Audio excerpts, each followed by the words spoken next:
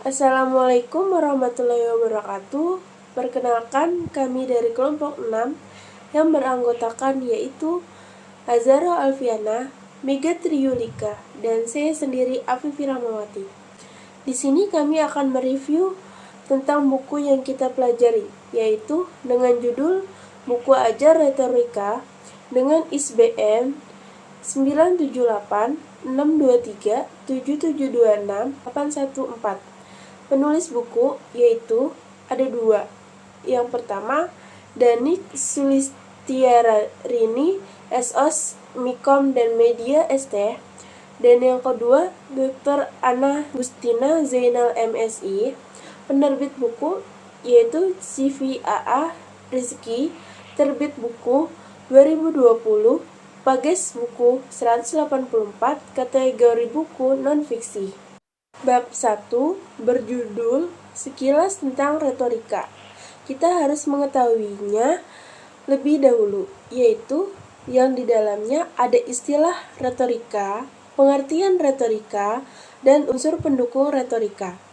Pada bab 2 berjudul Sejarah dan Perkembangan Retorika, kita harus mengetahuinya lebih dahulu, yaitu sejarah dan perkembangan retorika, perkembangan retorika Yunani, retorika masa Romawi, retorika abad pertengahan, dan retorika modern. Pada bab 3 berjudul Retorika sebagai ilmu, kita harus mengetahuinya lebih dahulu, yaitu retorika sebagai ilmu, ontologi retorika, pandangan retorika terhadap manusia sebagai persona bicara, pandangan retorika terhadap bahasa, pandangan retorika terhadap topik pembicaraan, epistemologi retorika, aksiologi retorika, retorika dan disiplin ilmu lain, retorika dan logika, retorika dan bahasa, retorika dan sastra, pemahaman-pemahaman yang keliru, dan penelusuran pengertian retorika. Bab 4.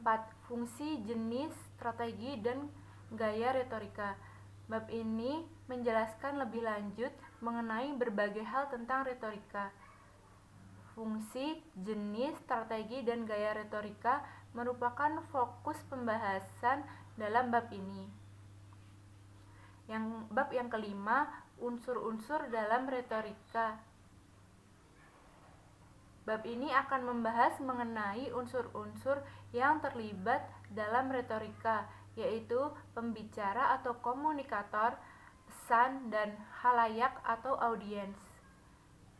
Ketiga unsur tersebut sangat penting karena saling berkaitan satu dengan yang lain dalam retorika. Bab yang keenam, peran retorika dalam kehidupan.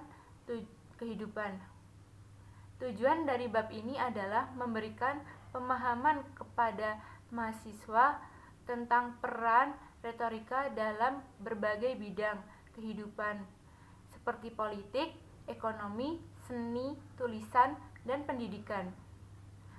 Bab ketujuh, jenis-jenis pidato. Jenis pidato dapat dibedakan berdasarkan tujuannya dan metode penyampaiannya. Berdasarkan tujuannya, terdapat pidato informatif, persuasif, dan rekreatif.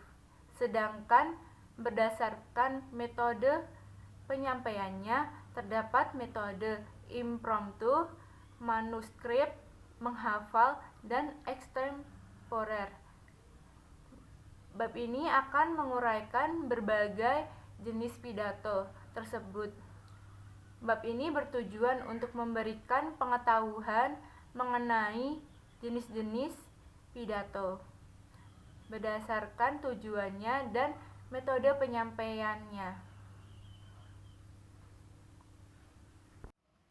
Bab 8. Persiapan dan penyusunan pidato, yang dimana sebelum menyampaikan pidato terlebih dahulu harus dipersiapkan topik dan tujuannya. Setelah itu, pembicara menyusun pidatonya dengan memperhatikan berbagai prinsip dalam penyusunan pidato dan pemilihan kata-katanya. Bab 9, penyampaian pidato. Di buku ini dalam tahap penyampaian pidato, ada hal-hal yang harus diperhatikan, yaitu kepercayaan diri dan kredibilitas serta cara membangunnya. Selain itu, tentang kecemasan berkomunikasi atau demam panggung dengan cara mengatasinya yang dapat dilakukan dengan metode jangka panjang dan jangka pendek. Selain itu juga harus memperhatikan prinsip-prinsip dalam menyampaikan pidato, yaitu kontak, karakteristik oleh vokal, olah visual, dan yang berkaitan dengan komunikasi nonverbal. Lalu yang bab terakhir yaitu bab 10, rapat dan moderator. Rapat atau moderator yang tidak efektif dapat memakan waktu. Bahkan mungkin dapat pekerjaan seluruh tim dapat rapat. Agar hal ini tidak terjadi lagi, berikut ini adalah beberapa tips agar dapat kerja berjalan lebih efektif. Yang pertama, harus diperhatikan agar kamu dapat menciptakan rapat yang efektif. Dapat mulai dari membuat agen rapat yang jelas. Yang kedua, menentukan jumlah undangan rapat. Yang ketiga, pastikan tepat sasaran dan mencatat hal yang penting dalam rapat. Dan yang kelima, tepat waktu.